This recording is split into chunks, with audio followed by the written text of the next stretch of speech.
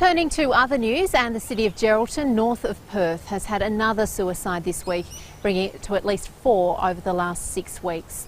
This latest case follows the tragic loss of an 11-year-old boy, which has shaken the areas of the northwest. Our WA correspondent Craig Quartermaine has travelled to Geraldton and filed this report. Now, I had travelled to Geraldton to investigate the suicide of the 11-year-old boy who took his own life just outside his grandparents' house last week.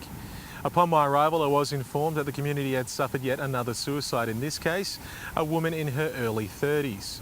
I was invited up here by the Geraldton Regional Aboriginal Medical Service to sit in on one of their community workshops. They were coordinating group meetings between Aboriginal corporations and other health organisations who deal with suicide prevention. I had a chance to sit down and speak with them about what they hope can be achieved to battle this rampant suicide rate. It's really hard. We are, after all, human. For example, the little one today, my daughter-in-law is directly related to that little one. So all through the length and breadth of my organisation that I have to try and stabilise and keep operating and delivering, but most importantly supporting my mob as they go through this. It's hard and it's emotional. It's particularly emotional today for me as well. It's a 12-month anniversary of my own sister-in-law, 7 children, 2 grandkids who committed suicide. So it has a special significance today. So Deborah, is there a danger of becoming numb to this sort of situation? I think that's an understatement. I think our community is in a constant state of grieving and loss, and I think they want this feeling of numbness and hopelessness to stop.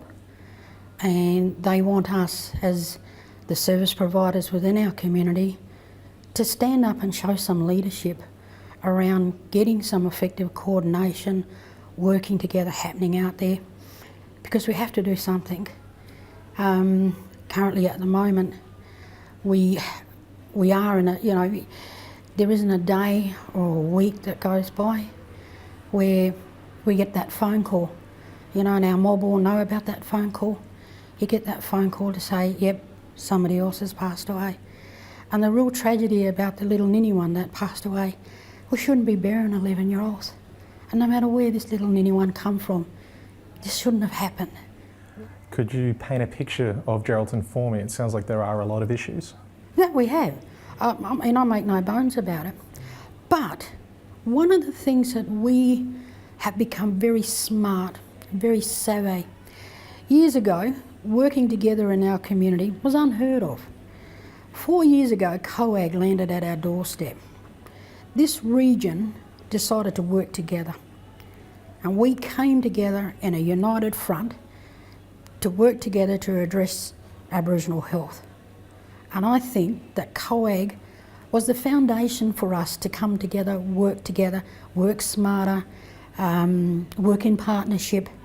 And we've got that recognition not only just at the state level, but as a whole of region, but also at the federal government level, where the Murchison Gascoyne is one of those regions that have got on with business, but we've got on with business in a smart way.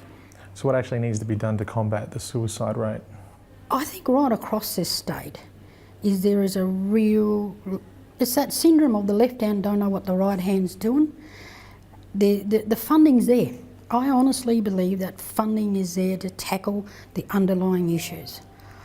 I don't believe we should be focusing on the end result. Suicide's the end result. We should be focusing on the causal factors. Why our people keep doing this. Craig Quartermaine in Geraldton and ITV News.